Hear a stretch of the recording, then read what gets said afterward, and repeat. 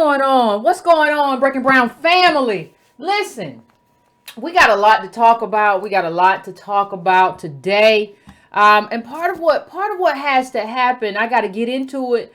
I know some of you all are going to go. I know Kamala's on tonight on CNN. So if some of you have to walk away, and I think that's tonight, right? If some of you have to walk away and check that out and keep those of us at Breaking Brown posted, I am not opposed to that. I understand we got to keep the information coming, so that is fine with me. I appreciate it. So I had intended on coming early just because of that until I spilled water on my shirt, and it was a whole nother thing. But family, listen, let's take care of business first. Please like this little thing that we do with the Breaking Brown family where we do politics. Please hit that like button. I would really appreciate it if you would hit that like button. If you have not subscribed, please subscribe. If you get pissed off, you can do what so many people do, and you can just unsubscribe. Although I don't think that's what you should do when you get pissed off with somebody, but whatever.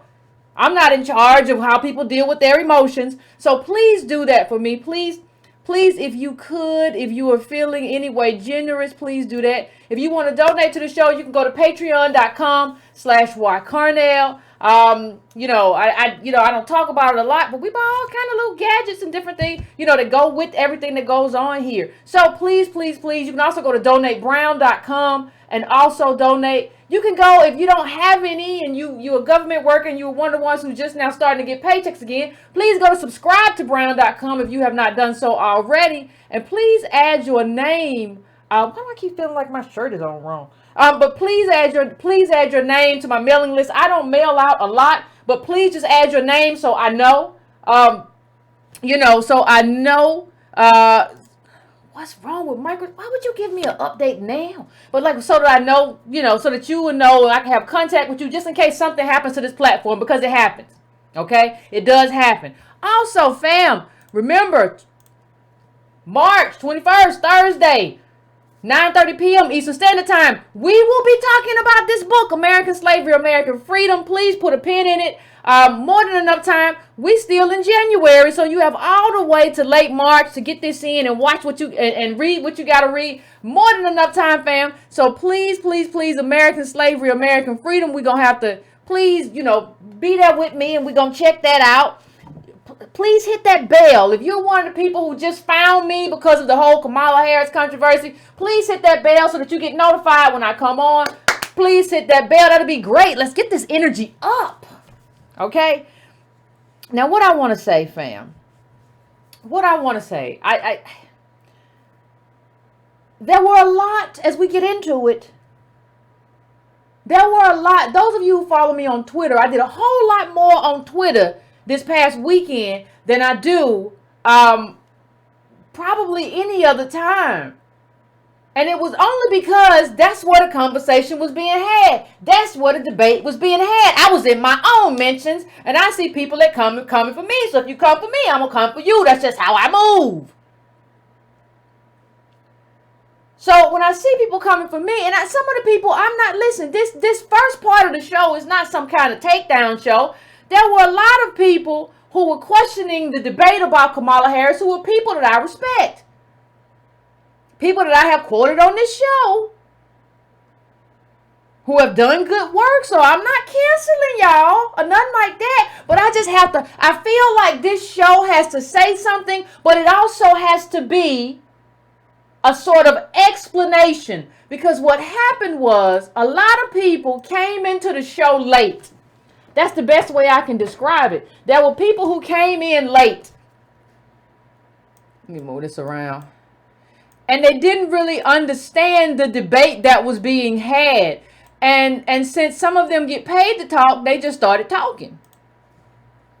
Without really understanding, like, this isn't about, well, Kamala just jumped in and they don't know nothing. Kamala just came in here and y'all don't really understand. And, she just got in and even what Roland Martin was saying, right? Roland Martin did a video. Oh, well, don't know about it. Y'all questioning her blackness and that's because of an inferiority complex. No, Roland, And I said this on Antonio Moore's show. You can see the Friday show. This is because I love myself more, and I love my people more, and I love American descendants of slaves more, and I honor our contribution to this country, the richest country in America, more. So when you say that, it's obvious that you don't really know Roland and Jamil Smith. When you think we're questioning Kamala's blackness, you don't understand what's happened in the conversation. And instead of pulling up in my DMs or somewhere else and say, tell me what really happened here, as some people have, you just feel like you want to talk about, I tell you what I'm not going to do. I'm not going to judge her blackness. That's fine, because ain't nobody did that. Ain't nobody been around here judging her blackness. What we have judged is her lineage and her attachment to American DL, descendants of slaves. She has a Jamaican parent and an Indian parent, and neither of those parents is an American DOS, descendant of chattel slavery in this country. Not everywhere slavery. We know that was slavery in other parts of the world. But if you in the Caribbean or one of those places, if you in Haiti, then your issue, as we've said here many a times, is with the French. And if you ever get reparations from the French, I will clap, I will be happy, I will throw you a party, I will buy you a drink, baby. But I will not try to take your money. I will not try to eat that fruit, because I don't have no bones buried in Haiti. My bones is buried in here. I celebrate you. I will help you, but I understand that that is yours. And I think you understand that too. So the real issue is, just like I'm not Jamaican, just like I'm not Haitian, just like I'm not Eritrean, you are not American DOS. You are not, you do not have parents and grandparents who grew up on sharecropper farms who can trace their stuff back to slavery. You do not have that. So what that means is that you are not a part of this tribe. That don't mean you are not black. It means you are not a part of this tribe. But understand something, family. I want to just play something. Y'all remember when we had the old show? How many people have been around that long to when we had the old show? Just show of hands. Like, if you were around in 2017, you know that, like, we already did this. We already have this conversation. We already predicted this. Like, this is our origin story. This is us right here. This is our origin story. And I just want to play this clip real quick for people who are new or newcomers and don't understand how all this happened, or we just don't know nothing, or we don't understand history. I just want to play it so everybody is clear.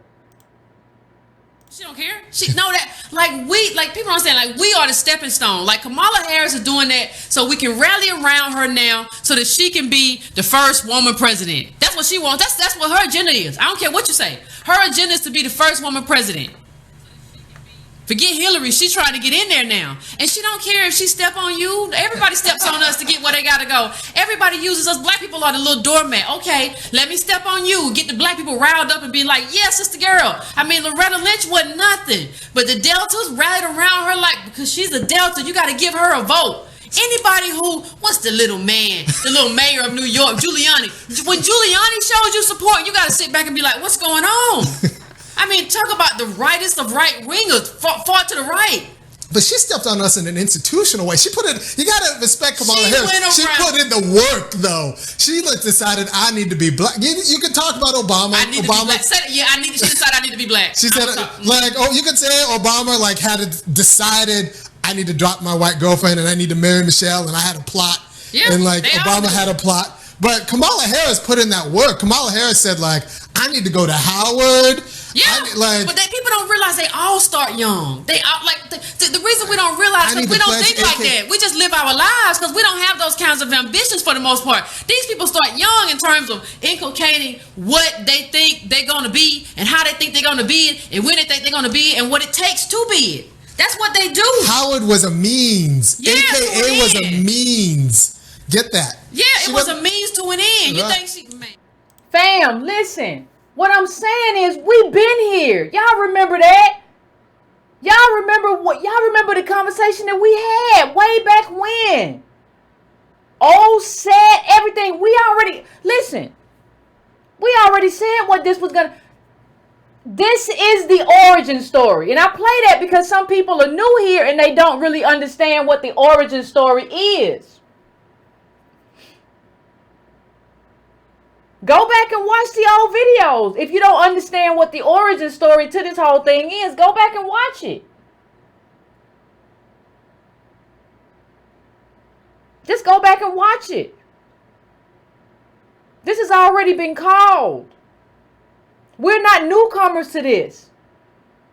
We're not people who don't, the Breaking Brown family understands all of this. We have dissected and deconstructed everything that happened.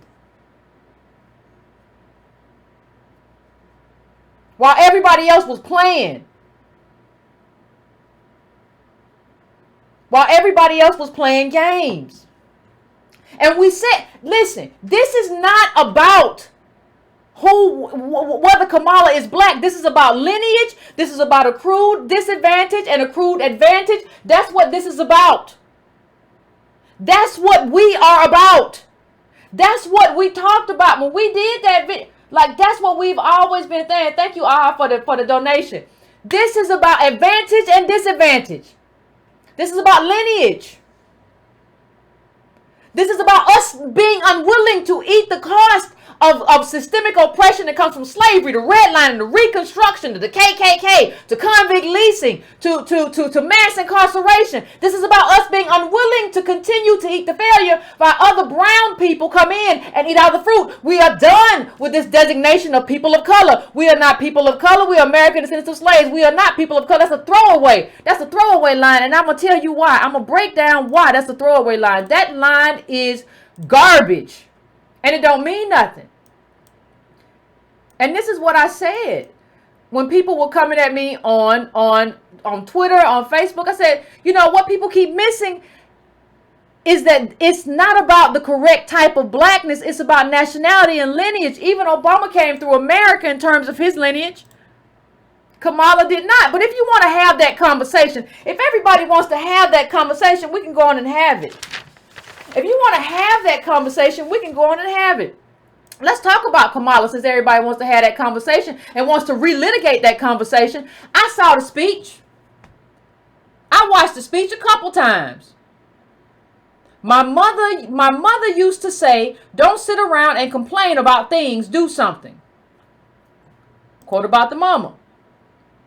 Next quote. With faith in God, fidelity to country, and with the fighting spirit I got from my mother, I stand before you today to announce my candidacy for President of the United States. Let me tell you what I didn't hear in that speech, since everybody wants to have this conversation. I didn't hear nothing about Daddy. I ain't never heard nothing about Daddy. Now, if you want to access, you can never access African American. When I talk about that as a synonym of American DOSness, you don't have the lineage to access that. But even if you're trying to access global blackness in terms of a culture or an experience or a designation, please tell me why you never mention your Jamaican daddy.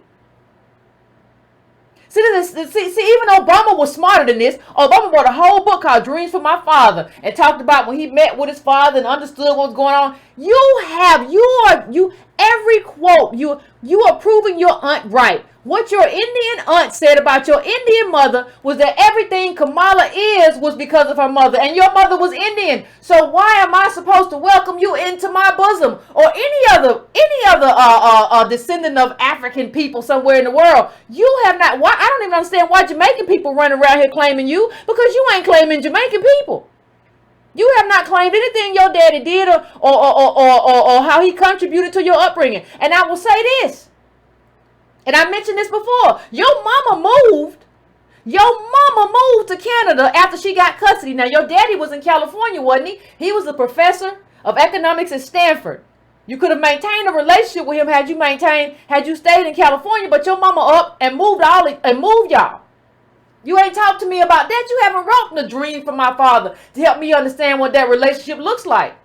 So you want to do the Obama thing, but you don't want to really do the Obama thing. And then, like, what happens is, like, when I think about what it means to be American DOS, like, a lot of us, we have people who never really leave their state. Not really. Not like a lot. Who never really leave their state in terms of, like, going to another country. Like, if you American, see, we are, because of what has happened to us, an accrued disadvantage and the racial wealth gap, we're on the bottom. So we never really go anywhere because we know how much a ticket is, and then you got to do this, and we don't really have no connection there. You were flying around. Your mama had the money to uproot you and take you to Canada. You were flying around to Jamaica, back to India. You come from an elite group. And one of the things that we find out when we start talking about you is that, like, here's the thing. I've always thought, I always pronounced her name wrong. I pronounced her name Kamala. It's Kamala. And nobody ever corrected me. And I wonder why. Why did anybody ever correct me? Because that's a very Negro sounding name, Kamala. So you didn't really correct me because now everybody want to correct me. What's Kamala? And it's based on the lotus flower. So wait a minute. So now you want to correct me, but you've been letting me connect this to like a Negro name for a very long time. This sort of confusion is deliberate. It's why Barack Obama initially called himself Barry. Ain't it? Am I lying? I don't think I am. You wanted me to mistake this name for a black name. You didn't want me to think about, let me just raise this up a little bit bigger. Let me read from it. Kamala is a common Sanskrit name. I believe that's Hindu.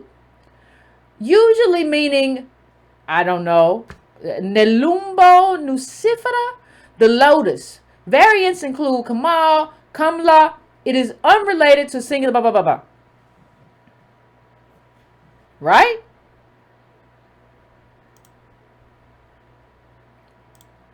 So why did you let me have that kind of confusion about who you are? You never said braggingly that my name is the lotus flower.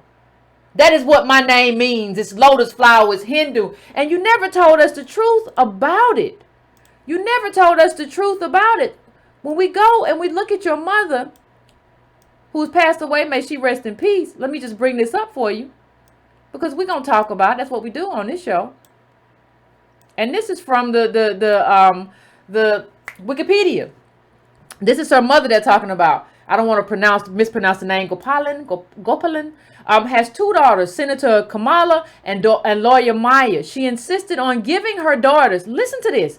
She insisted on giving her daughters name derived from Indian mythology to help preserve their cultural identity.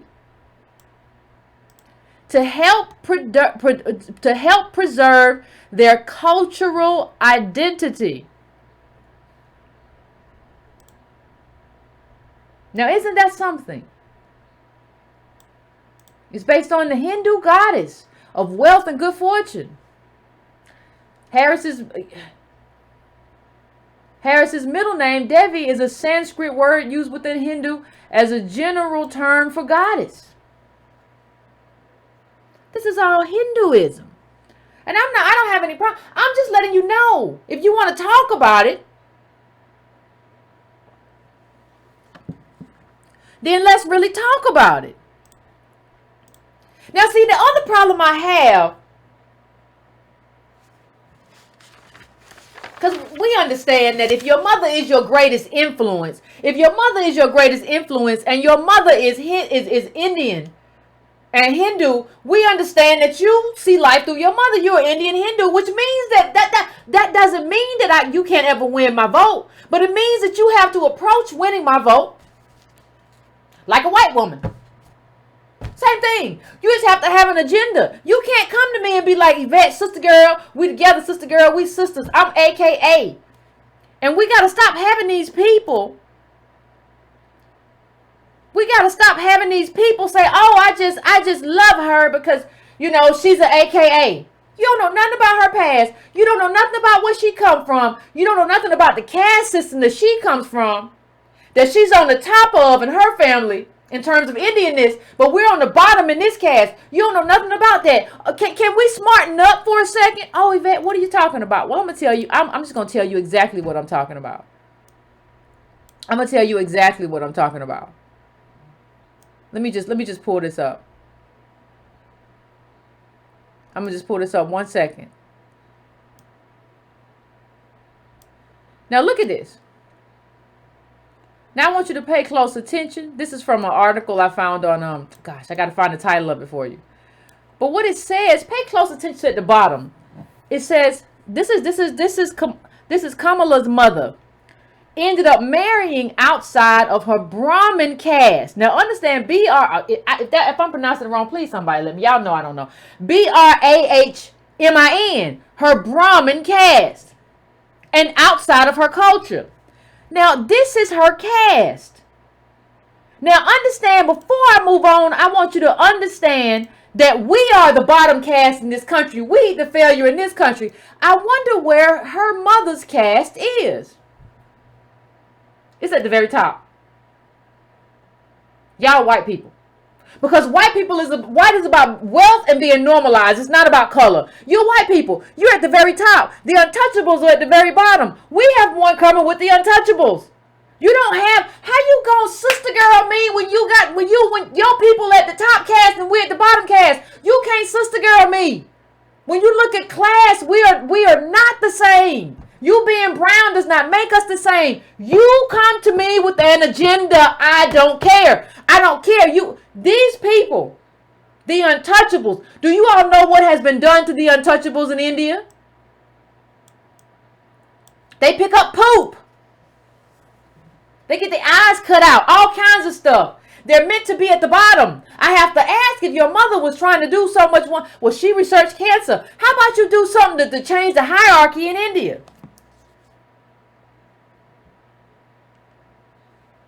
That's some hard to read stuff. Accused of like keeping the untouchables from learning to read. Who does that sound like? Who in America was kept from learning to read? Wasn't that slaves? Think about like in the 1970s. That's when Kamala was visiting India and doing all these things. How many of your family members traveled globally in the 70s? I'm just a show of hands, fam. Show of hands. How many of your family, your DOS parents and grandparents traveled globally? But somehow you see yourself as Kamala. Because she's brown and she went to Howard University. I will say it again. Howard University is an expression of blackness. It is not. It does not make you blacks. We do not have magic wands at Howard University. I'm a graduate of that school. There are no magic wands to make you American descendant of slaves. You can, if I go to Japan and I go to a school and I wear a kimono, it doesn't make me Japanese. I enjoyed an expression of a country and a nationality and a culture or whatever, but it does not make me Japanese. You do not get to be American Black DOS because you attended my same school. It doesn't make you that. So much like being black. The bottom, the untouchables. So much like it. So much like it. Isn't that just the truth? And then you have, let me just say something too. Because I really want to get back on this. And I'm going to come off of it, but I need to get back on it for a second. Roland Martin. This guy. Went all on his page talking about how we ain't journalists and who's going to ask the question. And you need somebody. You supposed to ask the question, Roland. But the problem is you can't really ask the question, can you? Go to Roland Martin's page. You're going to see he had Willie Brown on one of his shows. Talking about, remember what Willie Brown wrote? If y'all haven't seen it, Willie Brown wrote this thing that said, yeah, I've dated Kamala Harris. So what? It was like 2 paragraphs of gibberish. And so you ask yourself, Roland Martin says he's this journalist. He has an ego out of this world. He really thinks he's the best thing since sliced bread. I said to myself, self. Let's watch this. Let's watch this interview. And what you realize is that the man isn't a journalist at all. He's just like, you can tell that like the questions that he's asking. So he invited Willie Brown on. Well, Willie Brown, I mean, you've helped a lot of people, haven't you? Kind of like that. Well, I mean, you know, a lot of people are saying, it ain't supposed to be a lot of people are saying. If you are the one who is saying, you're supposed to say, I'm the one saying it. I'm asking the question. Take responsibility for the question that you're asking, Roland. Well, you know, I'm sure you helped a lot of people. I would have asked, well, how many people did you help that you were sleeping with? Because that's a journalism. It don't matter what I think. That's the right question to ask as a journalist. And he said, well, I've never been more proud of helping someone and whatever. And I would say, well, was she qualified for the job? You appointed her when she was very young. You were an older man. dating this young woman. Did you appoint her because of the relationship that you had? You said you helped a lot of people. You never, but you didn't have a romantic relationship with Arnold Schwarzenegger, Gavin Newsom, any other people you said you helped. Did you help her because of that relationship? And if you say that you were proud of helping Kamala Harris, which you said, I want to know why none of that was in the little garbage thing you put. Because if I was Kamala Harris, people, honestly, I'd be pissed. Because he said, well, I was very happy to proud to support her. You didn't say none of that. You could have worked with her campaign and came up with a very nice article about her, but that's not what you did. And why didn't you ask those questions, Roland? That was a garbage interview. That was a garbage interview. But you know what? Let me just say this before we get to I'll do this at the very end, because we gotta. The reason we've had these gatekeepers, and that's part of the reason that we haven't been able to really do good black media. The majority of it is that there's no wealth. That's why Roland's on YouTube. He done got ran out of black media, TV One. You got ran out of white media with CNN, so now you on YouTube. Right? With me, but you think you're better than me. Tone Talks, Breaking Brown Family, we all have more influence than you. That's why you mad, and you stay mad. You need to stop that before you get your blood pressure too high. But, see, what we see,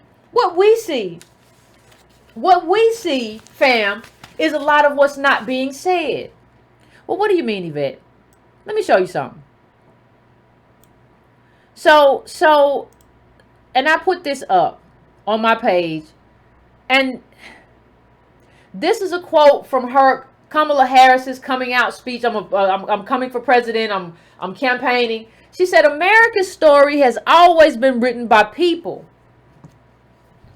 who can see what can be, unburdened by what has been. America's story has always been written by people who can see what can be, unburdened by what has been. Ladies and gentlemen, understand one thing when you read that. Understand that she is saying that slavery don't matter. When you talk about being unburdened by what has been, none of us as American DOS are unburdened by what has been. We still bear the cost. We still bear the cost of slavery. We still bear the cost of redlining and sharecropping and being our wealth being stolen and snatched from us every time. We still bear that cost. We are very much burdened, because we are burdened. The country that we built is very much burdened. You don't get to come here with a Jamaican parent and an Indian parent and talk about what America has always been and what it's been unburdened by. How, honey? You ain't been here long enough for that. Your people don't have bones buried here. They were globetrotting around while we had nothing. And you don't get to come here and tell us what America has always been and what America should be. You don't know enough, obviously. And I'm not saying that because of who you are and because your parents are immigrants. I'm not saying that. I'm saying it because of what I heard you say. I'm saying that because of what I heard you say. And it's easy for me to understand why you said it, because you come from this Brahmin, in terms of your Indian mother, because you don't really talk about your father. You come from this, and we know that he was pretty high up in terms of elitism himself. You come from this Brahmin class, so you are elite. So of course I expect you to see more commonality with other elite people. And in this country, the elite people are white people.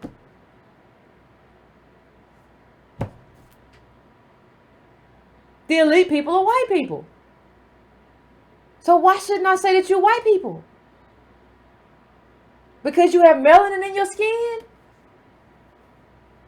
Because you had a Jamaican daddy who you never quote, which makes me feel like you don't know and you learn nothing from.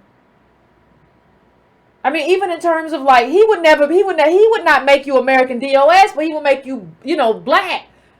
In terms of understanding blackness globally, but you don't even have, what do you have? So you come from a top caste and you get to cloak yourself in a bottom caste and act like we ain't gonna know. And obviously we really don't know, because everybody's out here like, well, she danced to Cardi B. What is that supposed to mean? And even your rally didn't look like my people. That didn't look like the people I know, the people I represent on this show. I don't see a lot of American DOS at this rally. I think you're running on making the people in that audience feel like they are supporting American DOS when they're really supporting an Indian woman. But we're not doing that anymore. Let me tell you something, white America.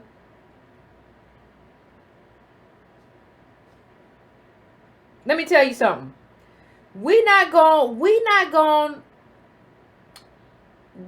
thing that we're not going to do, one thing that we're not going to let white America do is keep picking people for political positions that do not come from, I'm talking about who do not come from slavery.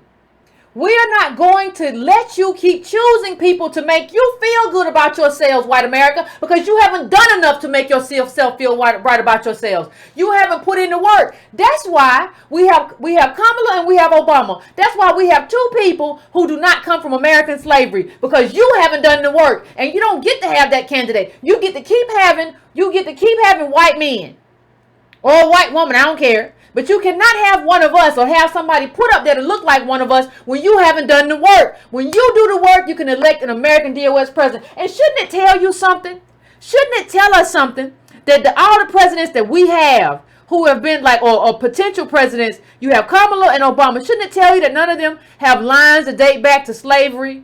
Not even sharecropping, nothing. Shouldn't that tell you something about the fact that anybody like we are taken off the board as American DOS, we just get substituted by other people? Doesn't it make you think, how y'all running around saying stupid stuff? Well, you shouldn't question her blackness. I didn't. I never did.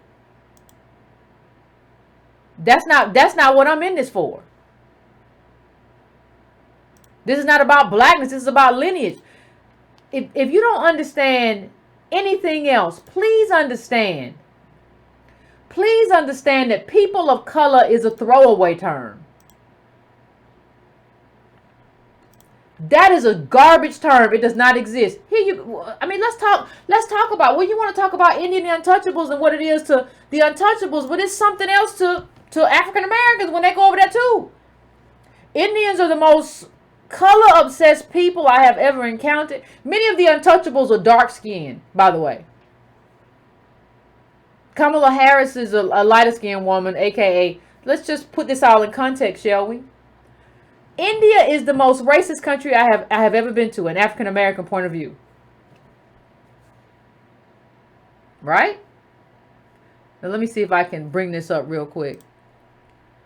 And this is from the article. Opening up another layer of this subject, our obsession with light skin, this is about the Indians, was tossed around in this debate, with names of beauty products such as Fair and Lovely coming up. Dark-skinned opinion leaders and celebrities have spent years fighting against discrimination on the basis of color in India, with movements such as dark and beautiful. But wait a minute. Y'all told me we was all people of color. We was all the same. This flattening out of everything is garbage. They've been attacking Africans on the street. A Tanzanian, a Kenyan, a Nigerian. All kind of Africans were like, these Indians just beat me up on the road. There is no sameness here. You have to track yourself. You have to understand yourself based on lineage. My people come from sharecroppers, slaves, and slave masters. And they've made a very specific contribution that somebody who just got here did not make, and so they do not get to eat the same fruit as me. You have to be clear.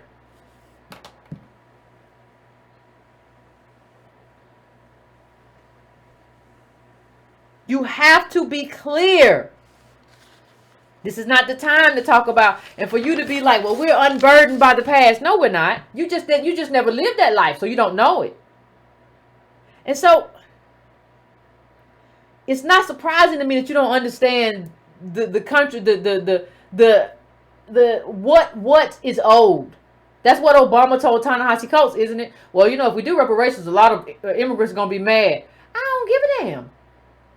You can go back wherever.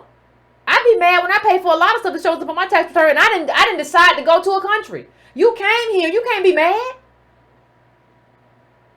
And why would you be mad anyway in terms of doing something that's fair for people who built not only built this country, but fought for you? If you're an immigrant who's not a white immigrant, we fought for you to be able to even be here and have a conversation. And then you're going to talk about you mad?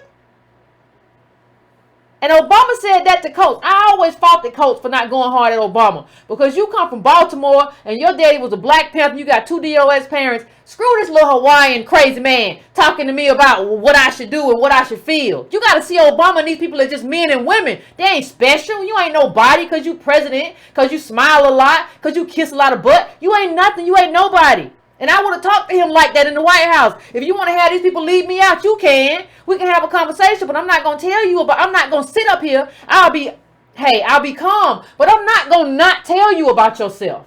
I'm not going to not tell you about what you don't understand because of your mama, about what you don't understand because of what your white grandparents left you, or about what you don't understand because your black daddy came from Kenya and not American DOS. I'm not going to tell you about yourself. You can't go running around here with American DOS people and think that makes you them. Now that just makes you a person who enjoys the culture. The same as gentrified white people. You the same as that, Obama. You ain't no different, except you learn to mimic it a lot better than other people. You're not special.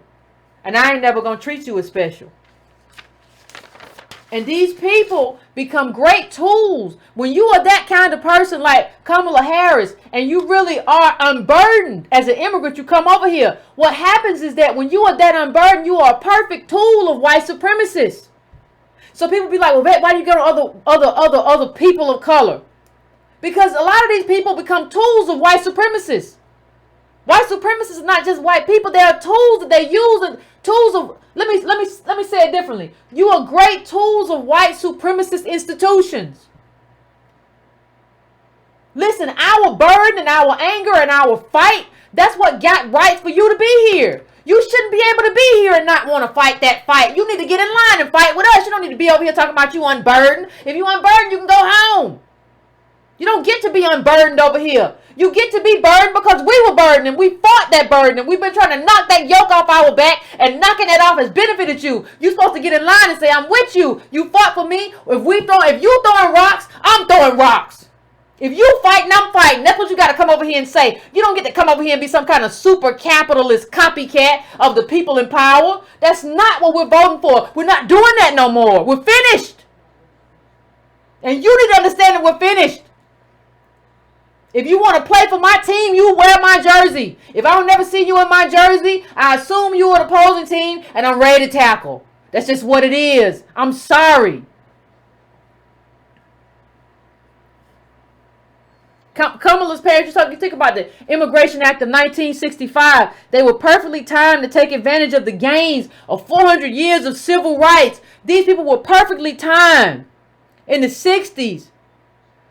They were perfectly timed to take care of the thing that cost Malcolm a bullet, or the thing that cost Martin a bullet. You were perfectly timed to take advantage of that, and then you have a kid who gets here and runs for president and says we're unburdened by the past. How dare you? How dare you? Like, how do you not understand that this is not right?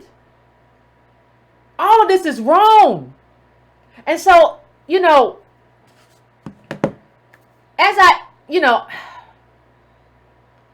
I don't even know how anybody would feel if Rush Limbaugh said we're unburdened by the past. Would it be different for you? But what I want to say is,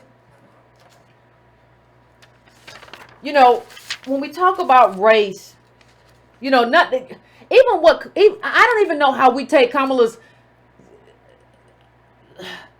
speech, seriously when she is announced, because it didn't even sound right. Like, understand, she said Medicare for all, everybody gets education, everybody gets all this stuff, and I'm going to give a tax cut, and the only thing we're going to do is reverse the tax cut Trump gave. And understand something, that's not enough for all this stuff she wants to pay for. She's playing games. Like, what you really have, you got to get honest with the American people. Listen, we got to do reparations. We gotta do some other stuff, and none of that stuff can happen without a tax increase, and we gotta close the borders, because we can't do it for anybody who just gets over here. It's gotta be citizens and people we can't do it for everybody. Like you're not honest. You're just throwing everything at the wall. I want women to be good. I want Medicare. I want everything that I want. What Bernie said and what Elizabeth Warren. I want everything and everything. I'm gonna throw it on the boat, and y'all gonna like it because I'm Kamala Harris. What does that mean? And love of country and unity. You don't even understand this. You don't even understand enough to know that this is not the moment. Obama did that already. You're playing his same playbook.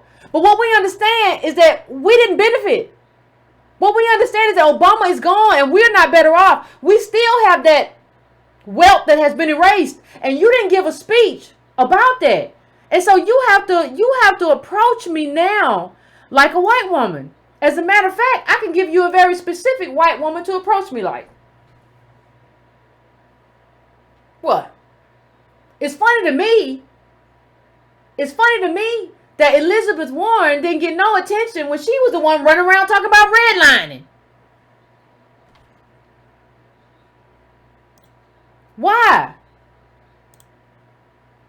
Reversing the legacy. So this is part of Warren's plan titled Reversing the Legacy of Housing Discrimination and Government Negligence is an effort to identify communities segregated by law and provide cash assistance to home buyers in these areas. Now, here's the thing.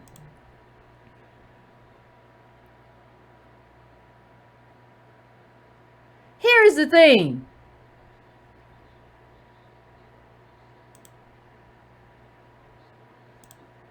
Darity is in this City Lab article. Understand, this is what I'm quoting from, and he discusses the problems with Warren's bill. He says Darity outlines several flaws with the provision. One is practical. Families who do not deserve compensation for historical structural discrimination could nevertheless qualify for the funds, right? So you could be gentrified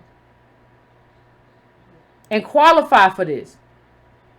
And here is the main problem. The problem doesn't actually target the people who have been subject to victimization, Darity says. By avoiding making it a program that's directed specifically at the families that either were living in the neighborhood subject to redlining or families that indirectly lost income as a consequence of the impact of redlining, given the existing segregated residential areas, the bill is not designed to provide resources specifically to families that have been victimized. And that's what you would need. That's what you would need for reparations. But here's what I'm saying. Elizabeth Warren said there's never been anything done to make right what was done to African Americans.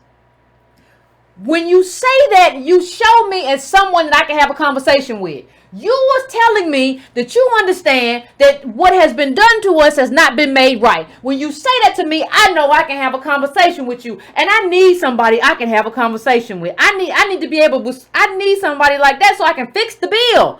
I need to fix this bill. It ain't right. It ain't right. I need somebody that I can fix. You know, a lot of immigrants, when we talk about when you talk about what Obama said to Ta-Nehisi Coates, they stand against reparation because it's not in their interest. Because why would Kamala get reparations? It wouldn't make any sense. They would have to pay taxes and not get anything. I don't care. But that's why you stand against it. But I need somebody who at least made a video about redlining. I need that because I know that I can have a conversation with you. I don't need nobody in here talking about unity with everybody and we all gonna be together and we all go and this is a country and this is what this country is and has always been. I don't need that, Kamala. And if you're going to tell me what so many people love to tell me, well, you can't do that when you're black, they got to get elected. Well, you ain't going to get elected without, you're not going to get elected with me. Either you are, see, this is about political imagination and your ability to influence people. I don't need somebody, hear me, I don't need somebody who is just going to navigate a white supremacist terrain. I need somebody who is able to influence and transform that terrain. If you cannot do that, you are not the candidate for me. I don't need you to be able to just, it's easy to get elected as a brown person, just not talk about what America owes to American DOS. I don't need that. I need somebody who is influential.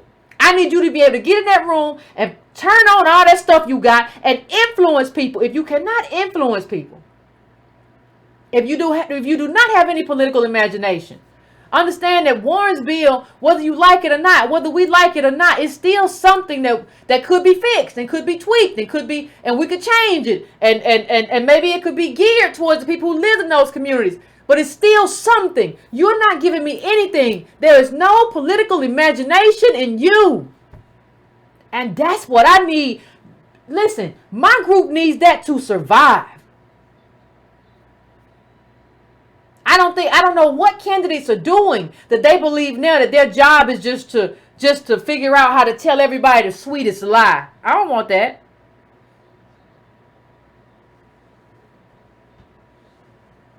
I don't want that. It's not what I want in my life. So, like the as we go to break,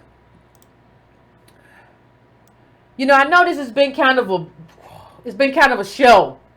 But before we go to break, I think one of the things that I just want to show or kind of highlight, I spoke about Roland in that awful interview and him going off on blackness in ways that make sense. And, we didn't know that, your background has Haitian and all this different stuff in it. But one of the things that's very interesting is like with the black respectability people, what they do, they like to have it both ways. So you'll be dancing to like a rap song and I can't put the song up that he was dancing to. Y'all send me all this stuff on Instagram. And then like you'll want to come and tell us like what to do. And I come across this video where you're just like, you're dancing in like you're looking very pillowy, like in an extra large pillowcase. It's like a onesie. And all of this is just very weird. Like, I'll just bring it up.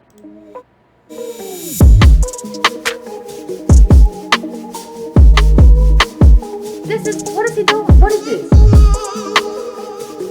I don't know how many of you all have seen this. Let me turn the music off. Because like, let me just say this. You cannot on the one hand just dog Negroes out, right? Just what's wrong with us?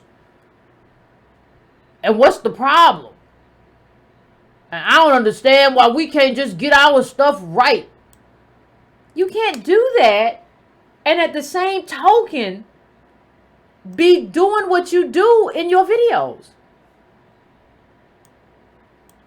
But I'm going to just take it out on a light note because, light notes are good.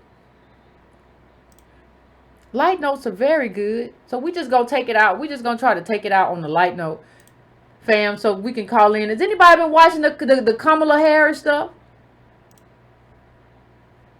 I just be wanting to know. Nobody wants to tell me what was said. I think we have to understand who we are. And I don't know why we won't begin to honor who we are. Like nobody wants to, Yvette, nobody wants to come from slaves. Well, that's where you come from. And like you built the country. Like how do you not want to come from that? It doesn't make any sense. And this is what redlining looked like. And this was in Elizabeth Warren's video. This is what it looks like. This is what it looks like. When you see the red parts, when you see the red parts, those are parts that no matter what we did for a living as American Black DOS, no matter who we were, like we weren't allowed. Do you understand what that means and what that has meant for us as a group? Like, I think you really have to go into it. what this has meant for us in terms of not being able to build equity in our homes, in terms of not being able to use our homes as an ATM machine.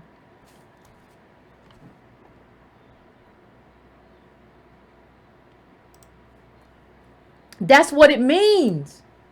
And there's no way to come out of that without thoroughly understanding, hey, this is what it is. This is who we are.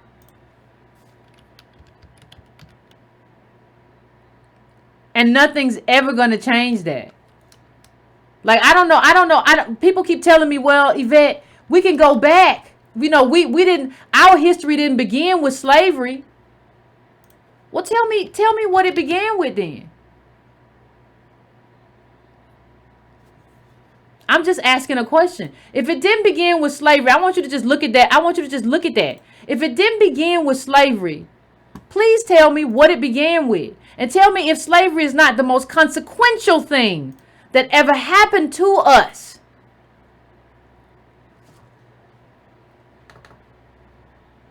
Was there something else that happened to you that was more consequential? Because I don't know what it is. So I'm gonna take this off. I'm gonna get ready to go to break, and then we'll come back, and as usual, we'll have a conversation, fam. So let's go to break real quick. Come back. Let me set the phones up. Give me like 3-4 minutes, and we'll have a discourse.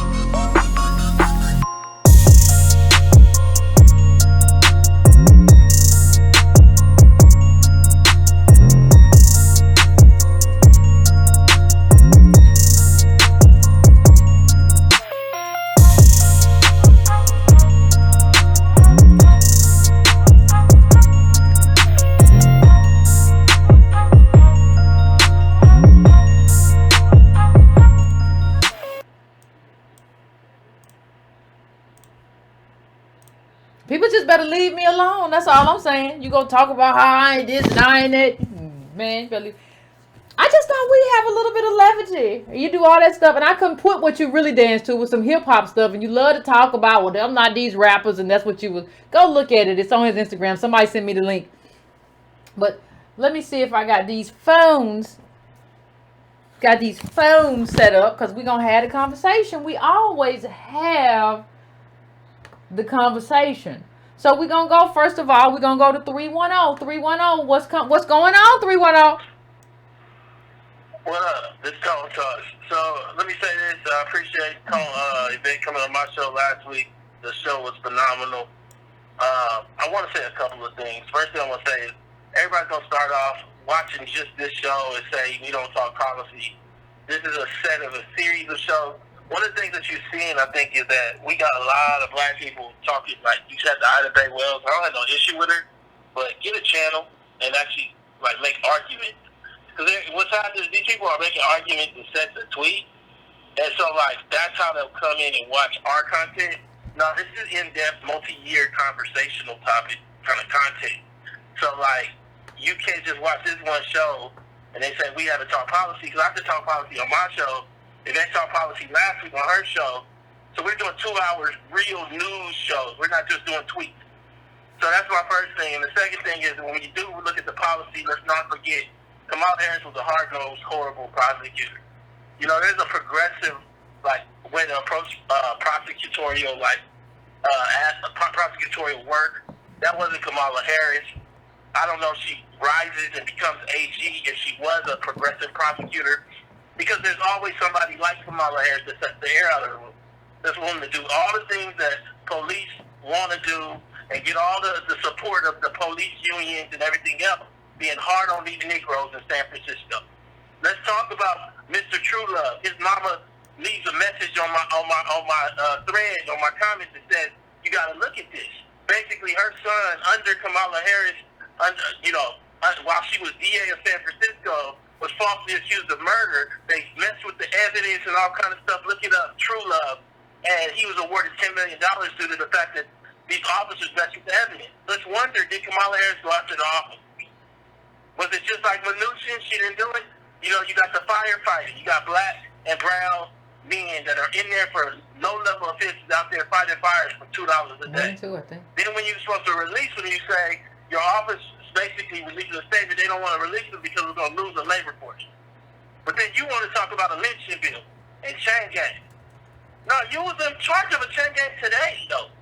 Today. And so, like, then we start looking at the way that she approached the recreational marijuana. She was like quiet about that. Now let's even deal with the truancy thing. There's a video going around that she did her campaign. They sent it to me today. Check it out yourself. It's in Yvette's thread on her Facebook. What it showed is Kamala Harris talking about this truancy law. You know, $2,000 fine and it's possible jail time for your kids missing too much school. We ain't gonna ask why. She sits there and says, you know, when I did it, I spoke to the administrators and the principals, and I said I want to send in some of my prosecutors to sit with the parents and the administrators. First of all, why would a prosecutor come in and sit with some administrators and some parents? Come on. There's some Brahmin shit. There's some Brahmin stuff.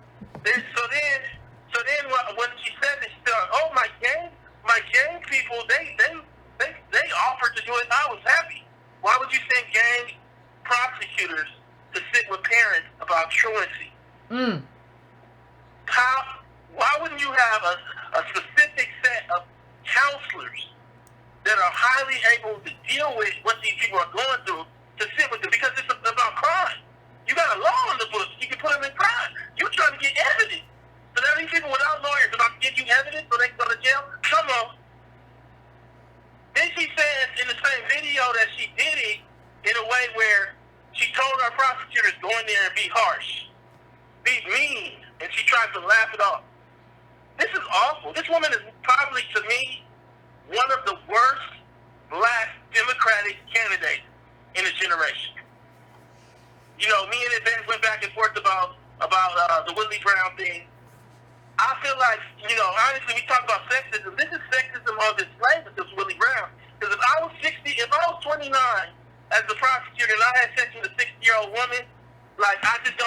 make it anywhere in life.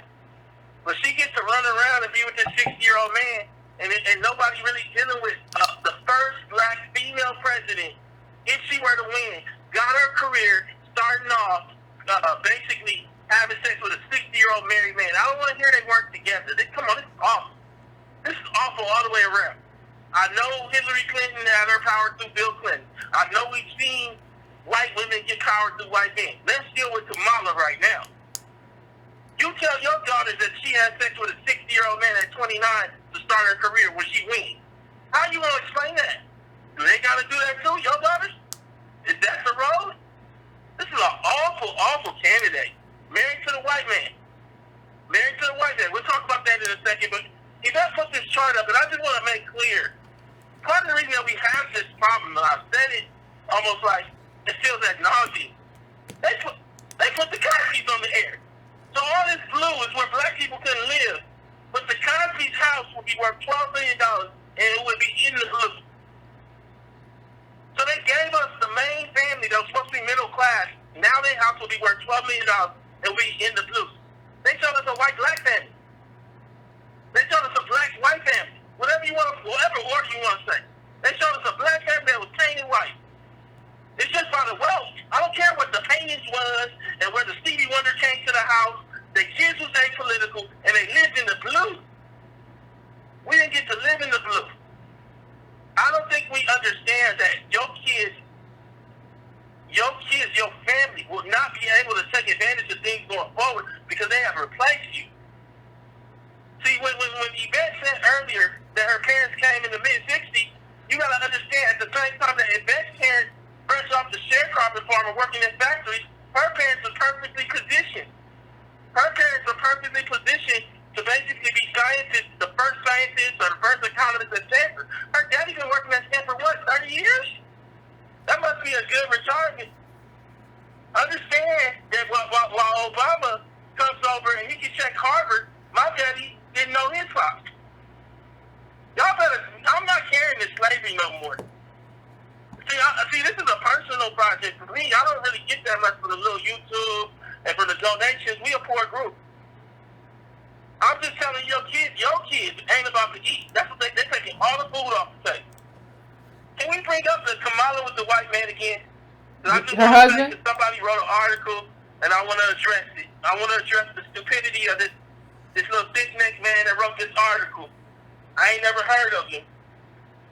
But he wrote this article talking about interracial dating and everything else. What I said is I don't have a problem with interracial dating on a personal level.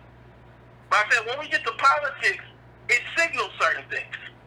One of the reasons we didn't really ask questions with Obama was because he had Michelle. So what we said is that she gonna keep it straight. They just can't say nothing right now. He not American descendant of slaves. He Kenyan and white, but he really white. Because he come from the white side. He inherited $400,000. He been traveling around the world on the white money. He a white man. I'm just talking from the reality of his privilege.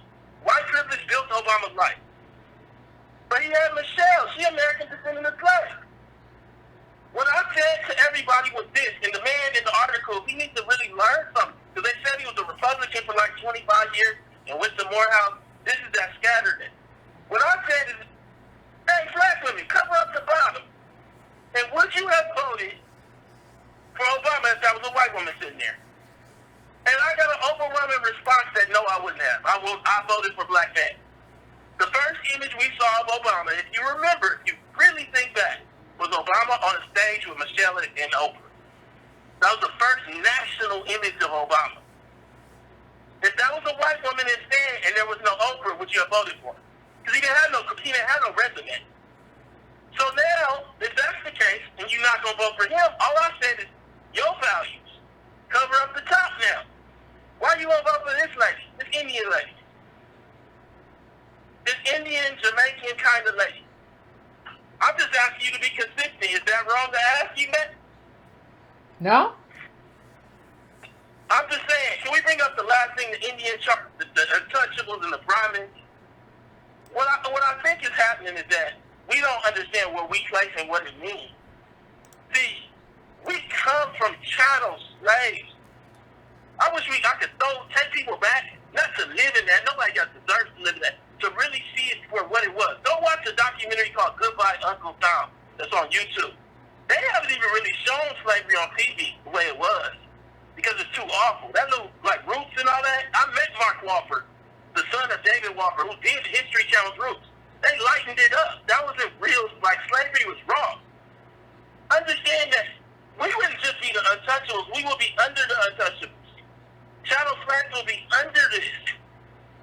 You have a woman who came from the Brahmin class that's running as though she comes from your legacy, as though she is the progress, as though this nation has fixed you and taken you out from under the Brahmin class. This is one of the most awful moments in black politics in my lifetime for me personally. This is worse than Obama. And the reason it's worse for Obama, let me list it out and then I'll let it go because I want other people to call in. She's a career prosecutor. She dated a 60-year-old man at 29 to get her to start. Understand those are two things. She's married to this white man and doesn't have an American DOS connection to ground her and tell her slow down. Her policies include no reparations and no real recognition of American DOS. Understand that the last thing that I'll say is she ain't willing to come talk to Yvette and Antonio and get straight. So this is where we're at. And understand that me and Yvette are at the pinnacle of this discussion.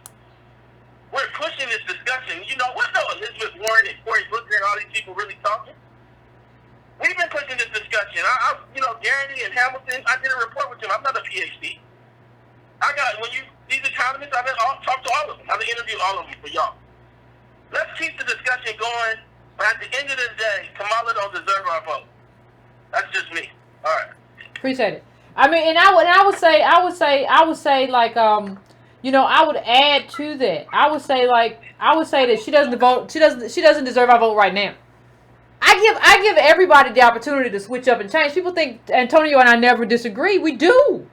Like he said, with the 60-year-old man or whatever. And my pushback in terms of our private conversations would be, we don't know, because we've never really had. Like, we only had a couple of black men. We had, like, Harold Washington. We had Nutter. We had Willie Brown. Like, we don't know what the end game would be or what would be acceptable if those had all been women mayors, right? So I don't say that, like, I don't really get into what that is or what that was or how that should be framed. I don't get into that. Other people can. I don't. That and in our private conversations, we've had that conversation in terms of, I don't know. Like, the framing, like, really and truthfully, like, we have not had a lot of black power in this country, but we have had some mayors. And I don't even think you can do that anymore. You see Kasim Reed, he might get indicted. Kwame Kilpatrick's in jail. So you can't really spread around that stuff and just give away stuff and do a whole bunch of stuff. You can't do that no more. But I don't know if there had been, like, black female mayors all around, if there would be any shame in, like, I'm gonna go be with Mayor Tamika and she gonna give me an appointment. I don't know. So that has been our ongoing conversation. I'm going to the next call right now. I'm going to 503. What's your name? Where you calling from? What's on your mind? Hello. Hey, sis. I'm glad to have your voice out there, by the way. I love your work. My name is Nina. I'm calling from Oregon. And I have a few things to say. So, about this Cardi B dancing thing. First of all, I think Kamala Harris owes the black community an apology for that. Cardi B herself denies that she's a member of the black community. She says she's Dominican, and when she was pressed about it, she said, well, I'm Dominican, so there must be some black up in there somewhere, and it's a joke to her. And I don't think that's a joke. And if Kamala Harris thinks that makes her cool with the black community, and this woman, I mean, Cardi B conducts herself in the most deplorable manner. She's not a queen. I don't think she represents the best of the best for us. So, I mean, she could have chosen somebody else if she had to go that route. I mean, honestly, I'll take Beyonce over Cardi B. And the other thing is, so you brought up Elizabeth Warren. I loved when I heard Elizabeth Warren was going to run, but now I find out Elizabeth Warren is pushing open borders. So, first of all, how likely do you think it is? You said you're open to a discussion. How likely do you think it is Elizabeth Warren might change her stance on that? And so, let's say Trump gets his wall built. How do you think that will impact the next candidate? As far as open borders, because I don't agree with open borders. I think they do, especially people of color in this country, I think they do us a huge disservice. And the other thing is this the time to push the reparations discussions with every candidate? I mean, is this the time for Black America really to come together and say, look, we want the candidates to talk about reparations? Yeah, I think so. I want to know if this walk-away movement, for one, this is unprecedented for me. I'm in my 50s, and this is the first time I've seen this many Black Americans walking away from the Democratic Party. And I know that Trump's a Republican, Trump is a narcissist, and all of that, but is this the time to say, hey, if you provide some sort of discussion about reparations, we'll put the Black vote behind you? Or is this the time to press all the candidates? Is this the time to push for a candidate who will support reparations? Well, let me just say, I'm gonna keep you on the line and just answer some of your questions. I said a few days ago, or the last show, that I think that what we should be doing is see, there are no mechanisms of accountability, and there are no mechanisms to put in place people. I think we should have recruited a candidate, but we're late in the game now. But I think that's what we should do and should be doing. We should be recruiting somebody to espouse our political agenda, right? Okay, so we ain't there. We ain't got nobody. I think we still should leave. See, it's one thing for the other person to take reparations off the table and say, I ain't doing that. We should never stop pushing for that. Like, that should be our main thing that we talk about all the time. Because let me tell you something. Yeah. Bernie Sanders used to be opposed to open borders until he got all this pushback from the Democratic Party. And now all of a sudden, he's on board. So these politicians will go whichever way the voters need them to go. The point of the matter, though, is that we haven't pushed them in any kind of direction. We have just been kind of like, yeah, they got melanin and they opposed to the white people, so we opposed to them. And so we have been we just had like this infantile kind of approach to politics. And so I don't know, I think we should push for these things. We should say we do not want open borders, right? We should say that we want reparations, and this should be part of our platform. This idea that we get to walk around, you can never have reparations. You can't really have anything with open borders because we forget we have do we forget that Republicans are real? In this country, conservatives are real. Why in the world would anybody pay money for Medicare for all if somebody can just climb across the border and then become a citizen or whatever, or just get fake documents or whatever and access it? Why would anybody do that? It don't make no sense. Education, they're paying for everything for them. Yeah, and they try to hide it. Well, no, that's not true. And then you dig a little, you be like, yeah, some of that stuff really is true. Some of that stuff really is true. Y'all hiding these people in sanctuary cities. I ain't never had no sanctuary. And a sanctuary from what? And then Obama approved what domestic violence. But remember what Obama approved where domestic violence could be included in the refugee status. So wait a minute. You get beat up by your husband somewhere, and then you can become you can come here and be a refugee. That was never the intention of being a refugee. That was never the intention. Well, what I don't like is all this discussion around what's happening at the border. None of this stuff is happening on the way here. None of this stuff is happening in their country. None of this stuff is happening where they are right now. It's all around the border. The United States is responsible for all the violence that they're causing against their own. Then, why are they coming to this point then? I don't understand that part of the discussion.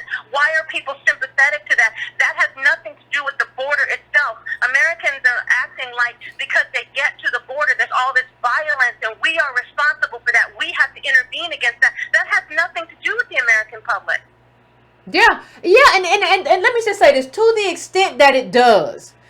That is our responsibility insofar in terms of what we vote for in terms of foreign policy. So when everybody said Hillary Clinton was involved in that Honduran coup, then we have to question, what did you do at the State Department? Who were you and what role did you have? We have to take, that don't mean we have open borders. That means that if, to the extent that we are responsible for these things as foreign policy, we have to change our foreign policy and change our leaders and vote differently. That doesn't mean you let everybody in. That doesn't mean that at all.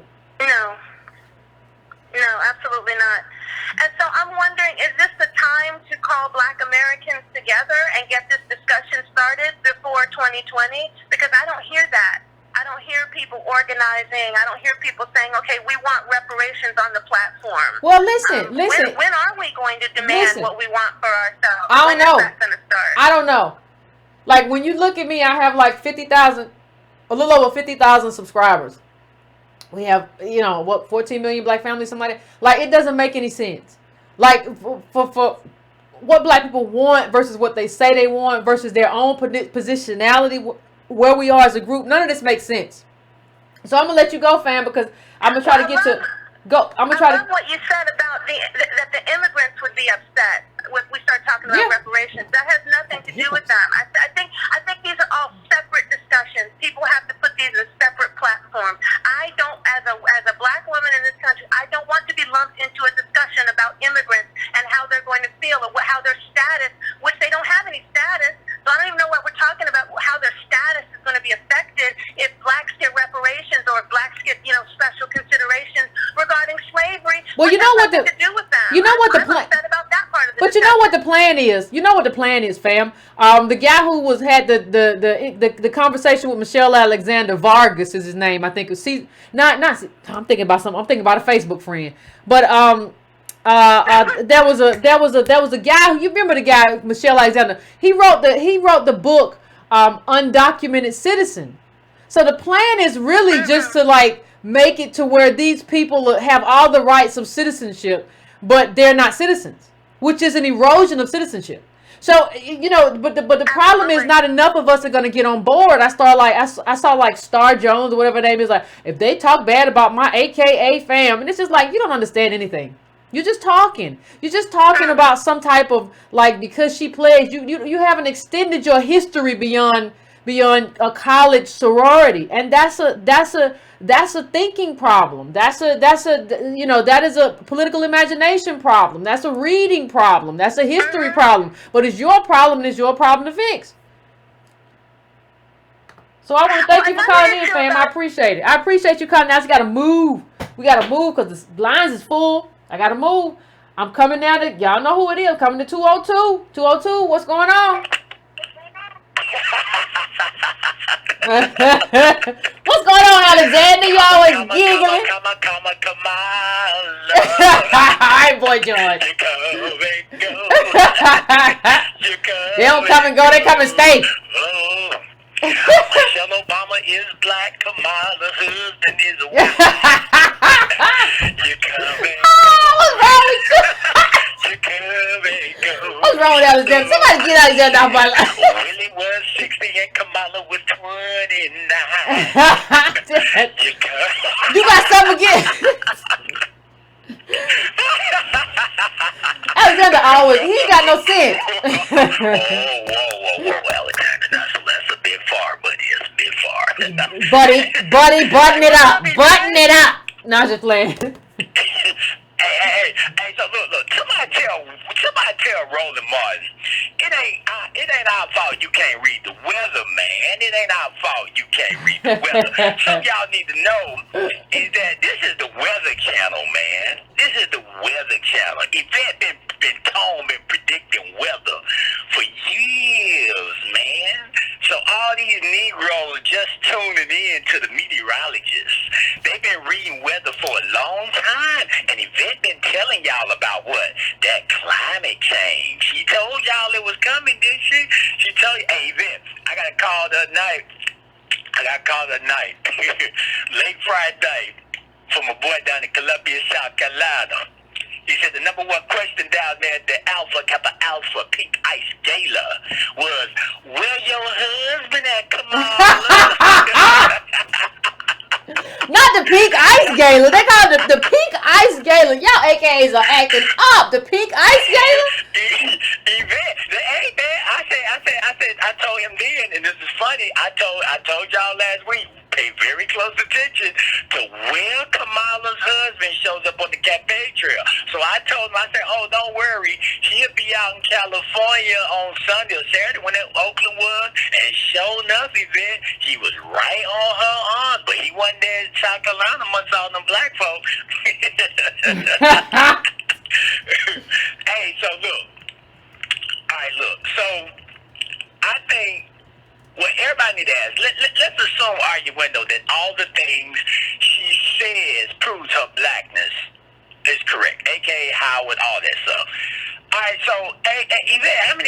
AKAs she ever hired?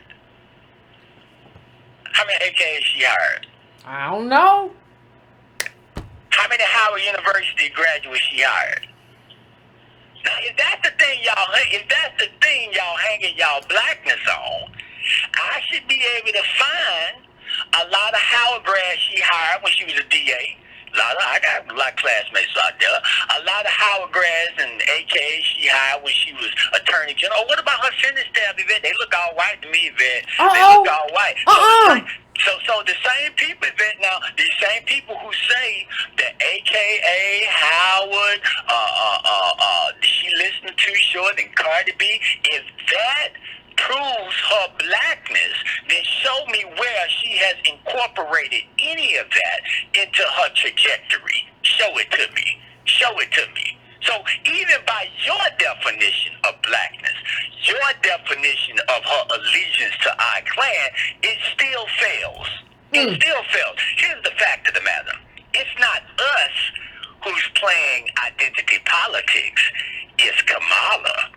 And she needs for you to play with her. It's the only way she can win. She needs for you to buy into the fact, to buy what she's selling, the peddling of the identity narrative that cloaks herself in American descendants of slaves. But when you do the roll call, Yvette, 2010, a judge went off on her in the courtroom and condemned her office for protecting the police laboratory technician from sabotaging and concealing evidence, and she defended him in open court.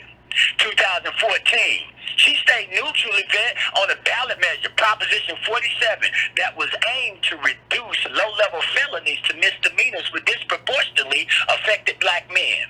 In 2014, that same year, she laughed when questioned about whether or not she thought marijuana should be legalized since it disproportionately affected black Americans. She laughed at that, Yvette. She laughed at that. And she even laughed at it recently on the campaign trail that she just started. In 2014, she also opposed the release of nonviolent inmates and said that it was very important that they contribute to the labor prison pool, which is what the 13th Amendment, was talked about, how only slavery that doesn't involve involuntary servitude as a consequence of a criminal conviction. She supported that. Oh, wow. 2015 event, she opposed any type of bill that will require her office to investigate police shootings. Now, New York is doing that. She opposed it. In 2015, she refused to support the statewide ballot initiative for police officers to wear body cameras. Come on, Yvette. We walking, baby. 2015, she called to uphold wrongful convictions.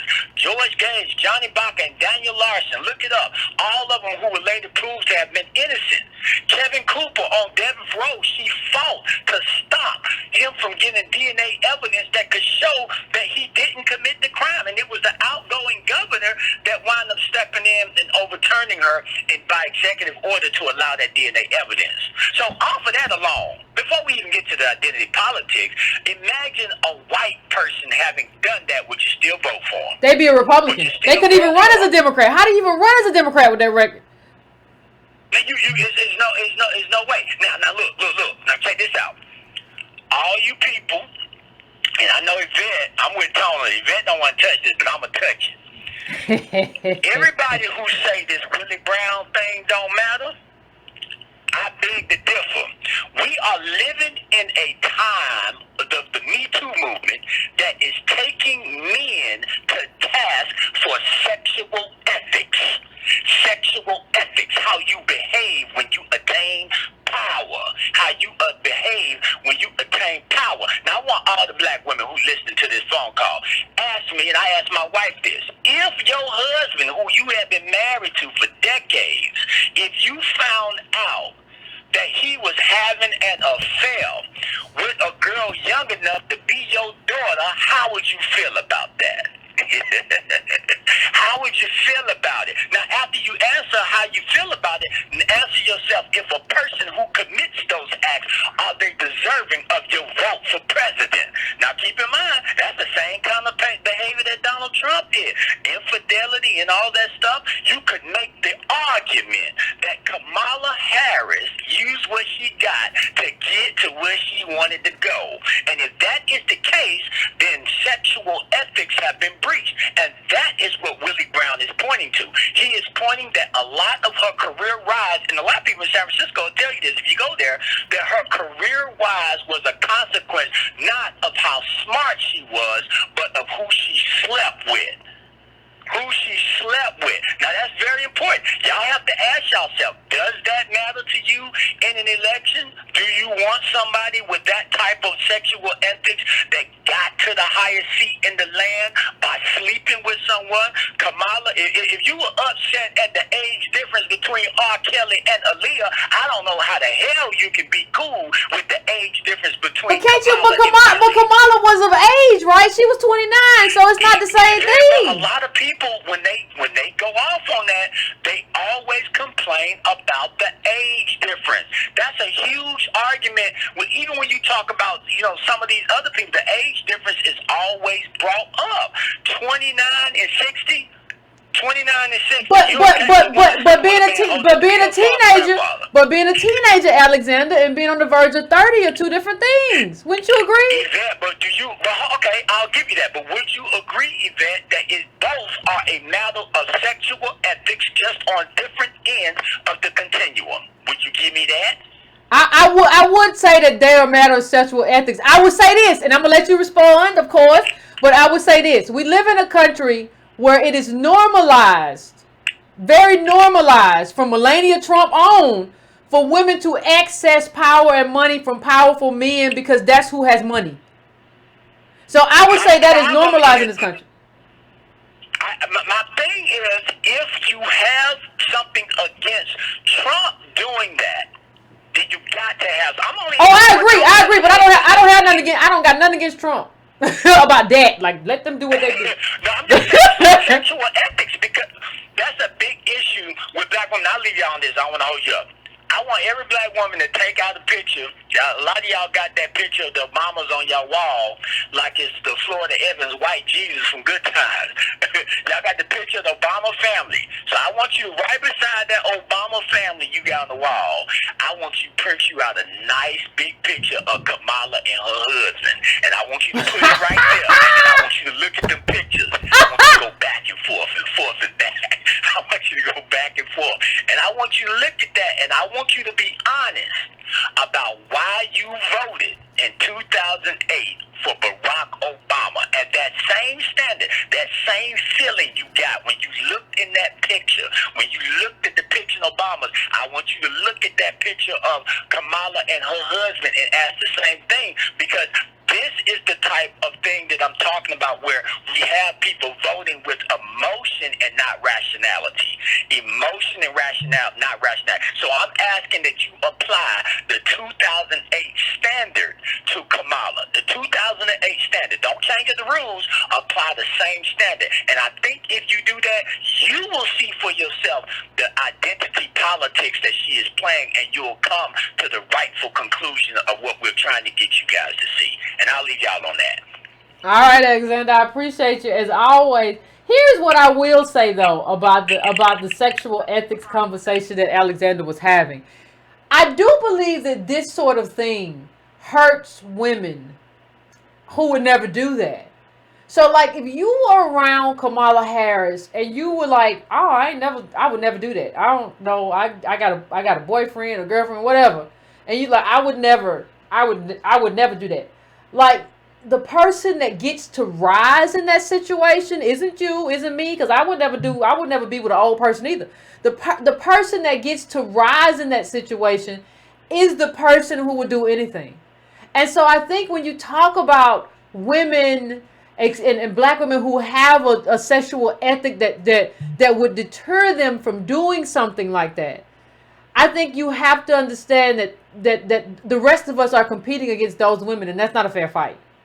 Like, if you'll do anything and sleep with anybody, and you'll be with a 60-year-old man, you 30, whatever, and there are other women around you who won't do it, we shouldn't have to compete against you just because we are ethically strong. Because I don't know what else you had in common with that man. At that age, he had to have a little flabby body. I don't know.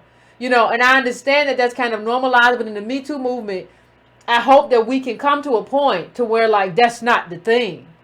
Like, because you can't compete against that. You can't compete against somebody who will do whatever with whoever because of ambition. That's very hard to compete against. So I'm coming to 973. What's your name? What's your name and where you calling from? Let me see. Why isn't it? There it goes. Hey, what's hey, what's going on, Yvette, man? What's up? I love listening to Alexander. Listen, hey, y'all was making a whole lot of noise on Twitter. I believe that you guys got y'all message out. You know, you, Antonio, and I've also seen the guy Tariq Nasheed. He retweeted. When I was in an argument with somebody, I just basically copy and paste something from your Twitter, and you go ahead and argue with that. You know what I'm saying? So I really ain't have no time for foolishness. The day is over. They can no longer push these center-right candidates disguising to be progressives on us because they're in blackface. We're not doing that no more. We're also going to have to combat this thing that I noticed in this trend where they're trying to basically put a wedge between black male, black female voters, you know, making it seem like, you know, black men who challenge Kamala are misogynist and how, you know, they pander to black women and play up on that, you know, the AKA thing and the Howard University to make her appeal to the black female voter. But, you know, the days is over, you know, and people are actually, I believe that people, from what I see, people are waking up. I mean, even when I looked on my social timeline, because I'm from New Jersey, and somebody put a video up of our guy, Cory Booker, and he's at the local barber shop, and then I look and I see a microphone hanging over his barber chair. You know, the irony of it, you know. So I'm just like, look, we're not doing this. We're not doing this. I'm not afraid to basically push back against these candidates, whether it's Cory Booker, whether it's Kamala Harris. They might be looking at us as if we're kind of like spoiling the party and we're pro-Trump because we're doing what we're doing. No, we're not pro-Trump. We're just basically pro-us. You know, and you guys have basically changed the conversation because there were so many times where, you know, I had incorrect information and I knew something was wrong with these arguments where they compare DOS to immigrants and, hey, listen, man, look at the immigrants. You know, them guys getting it together. What's wrong with you guys? You know, working on our self-esteem, basically working on the fact that, you know, maybe we deserve to be in the position that we're in this country. You know, but now that we got the information, there's no excuse. There's no excuse for anybody that's descendants of slaves to not push for reparations. My grandparents are from North Carolina. They came from a sharecropping background. I know my lineage and I know what I deserve. Ooh, oh, thank you, caller. We're gonna leave on that because what you said is powerful. I know my lineage and I know what I deserve. I know my lineage and I know what I deserve. And you have to understand, like, you know, a person like Kamala Harris, and we talk about sexual ethics and all that. I don't get into it that much, but that shuts out, like, it shuts out everybody. It doesn't just shut out like women, it shuts out men too, because you don't have anybody, like, the people on top are powerful. Overwhelmingly white, but you have a few speckles, and like they're mostly not gay. So you wouldn't even have the opportunity to sleep with them. That wouldn't be something that would even be in the ballpark for you. So I think what we have to understand is the importance of the Me Too movement and sexual ethics is that it puts us all on the same playing field. Because before somebody, if you wanted to go to the lowest, if you wanted to go to the bottom of the barrel and do whatever, you could do it. And you could we're doing something different now. That's not what we're doing today. So I'm going to my next call. I'm going to 804. 804, what's your name? Where you calling from? What's on your mind? How you doing, Yvette? This is Easy from Nashville. Hey, what's going on, Easy? Nothing much. I got 3 points, 2 statements, and a question. Okay. That article that you linked about Donald Harris is mysteriously no longer working. I don't know if you know that. I didn't know that. Yes, if you go to the link, if you look it up on Google, I had it bookmarked. It does not work at all. You gotta do something. It's called Caste. If you're familiar with computers and search engines, you'll know how to still bring it up. So I got a copy of this, so it ain't gonna disappear forever. We still got your show, so that's one thing. Oh wow. Second is, this whole Kamala Harris thing, I'm glad it's happening because this is a litmus test, in my opinion, to us as DOS Americans. In terms of where we at politically, like you said, we're done with politics 101. If you're at a place where you cannot look up a person's record, and it's literally everywhere. If you making arguments about it doesn't matter, like this woman's record includes stuff that's going to affect people's lives for a long time. When we forget she ran for president, if she loses, these people are still going to be affected by the decision that she's made, and for I'm DOS. I went to HBCU, Virginia State University, class of 2010. I have a degree in criminal justice. Kamala Harris is my worst nightmare before I can even recognize her face. Just looking at the stuff that she stood for, looking at the stuff she defended, and it's I'm sorry, it disqualified. I agree with you on giving some people a chance, but I'm sorry, she's at a place to where she's disqualified for my presidential. In this place where I'm at now, I wasn't there with Obama in 2008. I was 18, 19 years old. I wasn't there in 2010, but I'm there now. I can't do it. Now, my last thing would be a question, and it's really about identity politics. And just seeing how it's taken over social media, especially the last few days, Kamala Harris has been all over Twitter. My argument would be, and again, I'm not 100% down with it, but just to put it out there, to make it an idea to work on with the family, it's just kind of taking out identity politics out of politics. Because it's got to get to a point where we're like, it's 2019 and y'all still telling black people, hey, I listen to rap. Like, my father don't listen to no rap. I mean, listening to it with my homies, my father don't listen to no rap. I don't play no rap around him. I don't quote rap lyrics around here. He's the smartest man, one of the smartest men I know. I don't care what you listen to Too Short, Cardi B. It's like why are we still doing this? And the stuff you said about AKA, Alexander said about AKAs, and like how many of these people have you actually hired? How many of these people have you actually empowered? She has a quote from this town hall where she's like, you may be the first person somewhere, but make sure you're not the last person there. It's like you have the audacity to say something like that, so basically say that you reach back for people like you. And, like, what are you doing? And I'm with you with that. I'm going to give you that. We shouldn't be talking. We probably shouldn't concentrate on stuff like the Willie Brown stuff. And to a point, I'm kind of so on the whole, her identity, because I think when we speak about that outside of the family, I don't think a lot of people want to understand what we're trying to do. Because, again, I see you and Tone, and it's the same thing all the time. Oh, y'all say she's not black enough? I'm literally like, we should just keep it to her record. Because it seems like the only thing and the thing is, really Carla, the thing is, we have, the thing is, like, if you keep it to her record, she's going to have a lot of problems.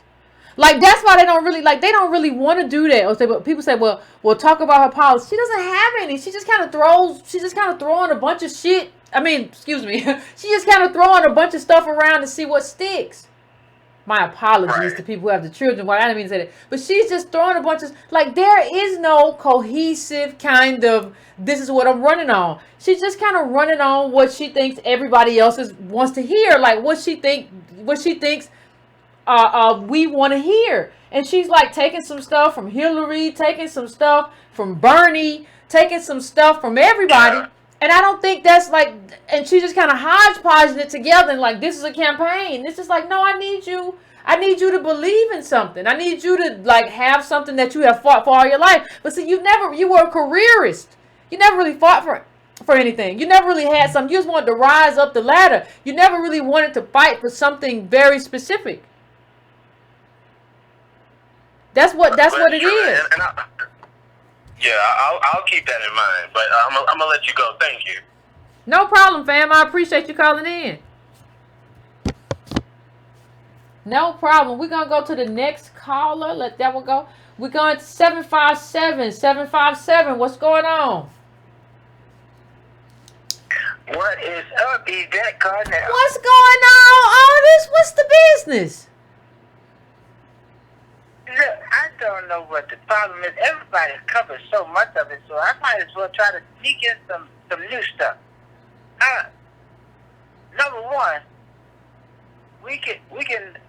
I want you to go to Real News Network or check your emails when you get off of this. Okay. You'll find out that the information you and Tone have been giving us about redlining and all the things that's going wrong in banking and the arguments we've been having over what Obama could have done. The gentleman William Black, who wrote the book, The Best Way to Rob a Bank is to Own a Bank. He has. I sent them to you in the email, and you're gonna when you go over it, you'll be able to use this to shut up some of these people, these AKAs and these frat brothers that are so insecure that the only way they can feel any good is to be a part of a tribe that they have to get abused to join. So that tells you right there they got some mental issues. I'm gonna put that out there now, so everybody will know. When I was a youngster at the University of Arizona, and they told me they were going to use a branding iron on me, right away I knew that wasn't something I needed to be a part of. So if I got branded to be in with your group, then I don't need you. So getting back to my point, the data has been going over to prove that Obama has really, really been bad for us. And it shows that these companies that we've been talking about, that Kamala didn't prosecute in California, Countrywide, Mnuchin, and all of them, that data, the real data is out on just how widespread that was industry-wide, that hurting black people all over this country. I want to get to another thing, too. I'm old, so the whole idea of trying to get into Willie's business, I've been telling people after the argument over and over on Twitter, I don't really care who she slept with. What I care about is who she screwed along the way in her professional capacity. She hurt a whole lot of people, and Alexander went over it eloquently and took away a whole lot of my stuff. I just went on and closed some tabs when he started talking, because he can Google as good as I can. So I just shut the tabs down and say, well, I ain't even sure I really want to talk. The other thing is, letting these people drag us into these false arguments over we all immigrants. If you notice everything that she talks about, we talked about the last time how she sidestepped when the guy asked her, how are you going to elevate the black vote? I'm going to do it the same way. I'm going to go to all the communities. If you look at that shot that you showed of her in Oakland, who's out there? She ain't got a whole lot of black faces in that crowd, but she wearing black. My point is, when they tell you we all immigrants, you got to shut that down. I had to just go over a couple of these people. Ted Lieu, the congressman out in California, talking about he's a supporter. I just told him point blank, send him a tweet. I don't know about your business with the Warren brothers, with the data breach when Debbie Wasserman chose and all that. I don't know how you got out of that, but I can tell you this. I don't know how you got out of that. We are not all immigrants. Immigrants, migrants, and descendants of chattel slavery. You can't find them with the same meaning in the dictionary. I don't know where you got that. You need to look a little bit further than TV. They got dictionaries out here. Use them. Yeah. So I want to tell you, keep on doing what you're doing. Appreciate you. We can't get drawn down these side roads on what's going on with these people. Because I keep telling you, you got some more of them that's coming. We're going to end up having to get Cory Booker too. We're going to have to drive Booker.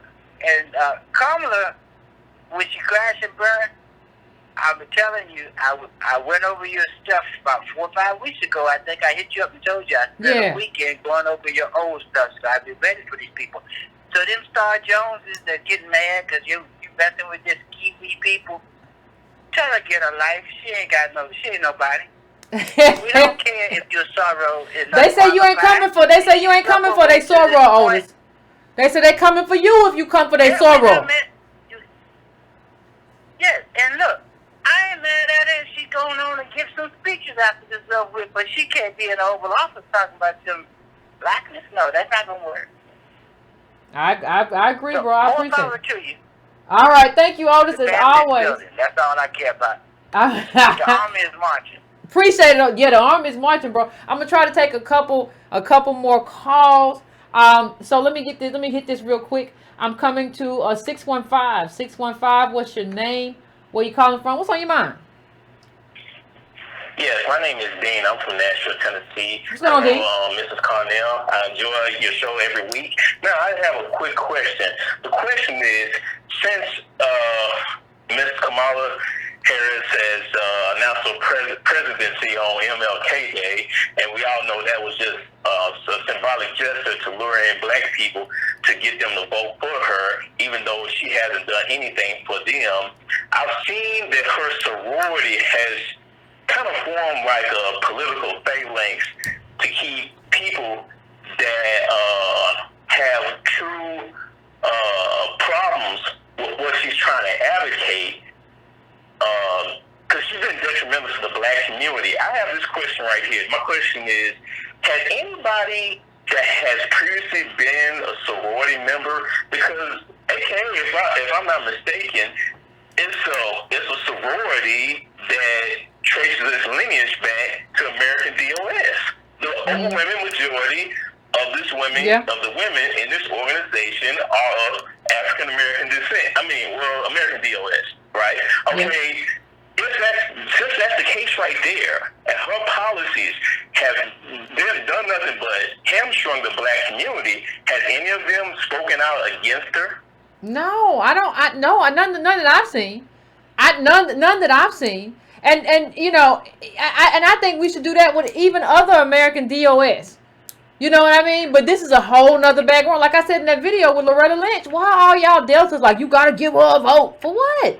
Like, but this is even worse because of who she is, because of who she is and what she represents. And so it doesn't make it. I haven't heard any of them saying we need to really just hear policy from Kamala. I haven't really heard that. I haven't heard that, like, that's my soror, or the thing, like, that's a secret weapon. The secret weapon is the AKAs and all this stuff. And another thing too, you just reminded me, I didn't know that Roland Martin was of Haitian descent. So here we got one lady that's pretending on the surface to be connected to the DOS community, and she's not, and she wants to be president while using us as a stepping stone. And we have Roland Martin, another person of immigrant descent, that's trying to steer us like mindless cattle to the slaughterhouse. Yeah. I'm seeing all these non-DOS personalities trying to push us around like a piece on the chessboard. And it's very but you know what's more interesting than that, fam? Like if I say I'm American DOS, if I say I'm American descendant of slaves, black people in this country, American DOS, we come from slaves and slave masters. If I say I'm that thing and I'm a specific tribe and we built this country, everybody's like, that's divisive. But it's funny. When I go on Twitter, I see all these little flags next to people's thing, which signifies a country that's not America. I see all these little flags with all these little countries all around the globe, but that's not divisive. It's not divisive when you have your Caribbean Day Parade. It's not divisive when you have all your different day parades. And listen, I've never said anything bad about it. I don't have a problem with it. But if I say I'm a specific group, then all of a sudden I'm being divisive. Like, when are we going to wake up? Like, come on, man. Everybody got a different flag. I go all around the internet and I have to look up, like, it's so many flags. But if I say, and that's you claiming another nationality, that's you claiming another country. Well, I'm here and I want to claim America, and that's divisive. Y'all are playing a con. Y'all are really conning. Yeah, I'm going to say this one thing, and I'm going to jump. It seems that everybody that's non-DOS has a problem with us claiming our lineage in this country through chattel slavery, but nobody has a problem when the Cherokee Nation took Elizabeth Warren to task when she tried to use they said you're not our tribe. They said you're not our tribe. Them Cherokees said you don't get out of here and hush. You not our tribe, and don't keep playing this game. And it's more than genetics, which is something we be like, you got African blood. The Cherokee said, no, it's just not. Even if you got some Cherokee in there, it ain't what it is. It's the whole culture. We got a whole thing here. That's what they said, and they were right. Well, I don't want to hold you on. I really appreciate the stuff that you and Tona are doing, and I just continue to listen and continue to say the talking points that y'all put out every week. Thank you very much. No problem. I appreciate you, fam. One of the things that we have to understand, honestly, as we had this conversation, is that listen, the whole con of this thing, when we talk about what a con is, the whole con of this thing is if I flatten blackness and make it basically like about everybody, like if I flatten blackness, then I can eat all the fruit. But if these American DOS people ever decide to run away from me and say that there's something specific, if they ever decide to put an American flag next to their name, which makes it something different than who I am, then I'm up a creek. Because the whole con for me to say I'm them. And so everybody's upset, and that's fine. That's fine. We don't really have a problem with people being upset, do we? Like, I don't think we really have a problem with people being upset. I don't think we really have a problem with making people upset. I don't think we really have an issue with that. And I think not only do we not have an issue with it, I think it's necessary.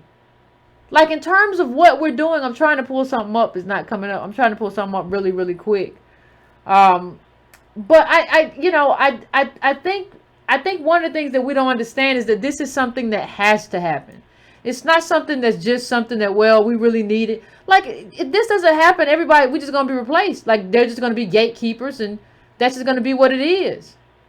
And then everybody's going to run around, oh, well, I can't believe they did this to us. Yvette, can you believe?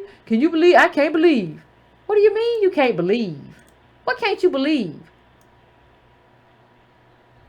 What part don't you believe? And let's just look at Harris's childhood, because she says she was being rolled around in strollers at civil rights marches. It says, but long before Harris became a presidential contender, she was a resident of the Berkeley Flats and a student of Thousand Oaks Elementary School. Harris, 54, lived in Berkeley until that's something. That says, the other thing I said also says 7. This says 12. When she moved with her family to Montreal, she came back to the U.S. after high school, after graduating Howard University, blah, blah, blah, and UC Hastings College of Law in San Francisco, and later worked as a prosecutor in Alameda County before becoming district attorney.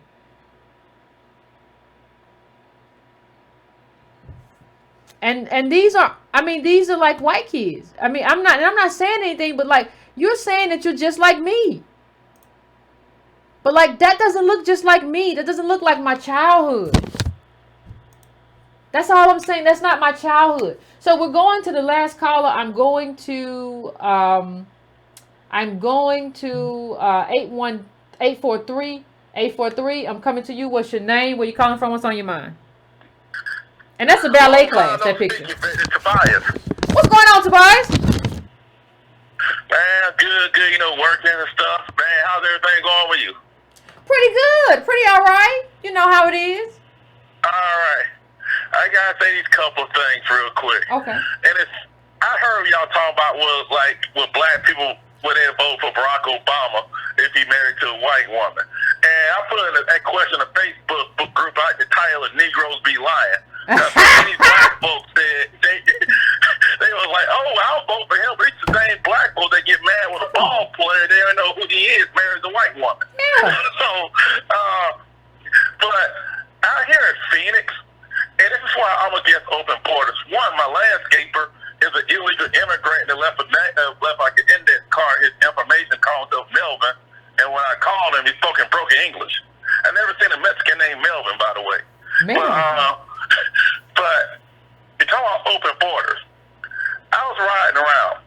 There are so many Asians shopping centers here. They got their own grocery stores, all this stuff here in these shopping centers. And it's written in their native languages.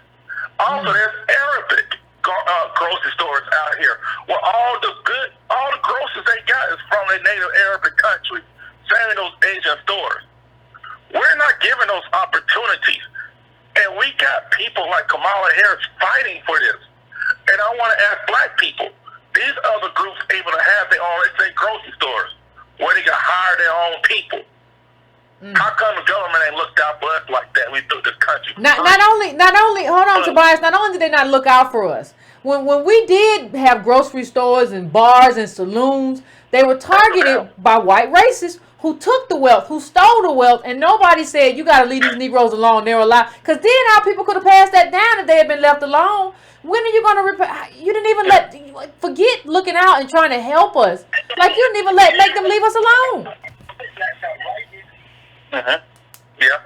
And I know you got to run. I'll say these two quick things. First, black people Kamala Harris, Barack Obama govern like Republicans. It's like black people would take up Republican government if it was on black face. Because I see black people say, well, you want justice, right? Kamala's doing her job. But she's law and order, the same thing Donald Trump said, and y'all ready to tar feather Donald Trump. Yeah. And my last thing is, and I'll shut up after this event, I'm born and raised in Montgomery, Alabama. You know, and my mom told us a couple years ago we were small, and it was that, and I was born in 78, it's like early 80s. We had to move like within a week because the white people burned a cross in our parents' yard. And this was like in the early 80s. And they knew we had two small kids, me and my sister there, and they burned a cross in the yard and wanted us in the neighborhood. These other groups don't have those experiences. They don't have to live with that. But yet, black people say they care about these other groups more than us. Their kids get these opportunities. Our kids aren't. And we got to start looking out for ourselves. And if these other groups get mad, damn them. All right, Tobias, I hear you, fam. I appreciate you calling in, but I hear you. You done said it tonight. Appreciate it. But yeah, I think everybody. I think. Have a good one, Yvette. No, you too, bro. I think one of the things that I've said in terms of politics, that politics, Trump wasn't, even when we talk about Trump wasn't the prosecutor. He did business, however fraudulently or whatever the case may be. That's what it was. But I don't think one of the things I've said about politics is that it's about group self-interest, like group interest. Everybody on Capitol Hill, whether you represent the ag group or whether you represent Asians or whether you represent APAC, it's all about a group. It's all about these groups that are working that are working for a specific interest. And for us, we have like this real scattered interest, which would be okay if we were like not on the bottom. Like if we were it wouldn't be as big of a deal if we were in the top 20.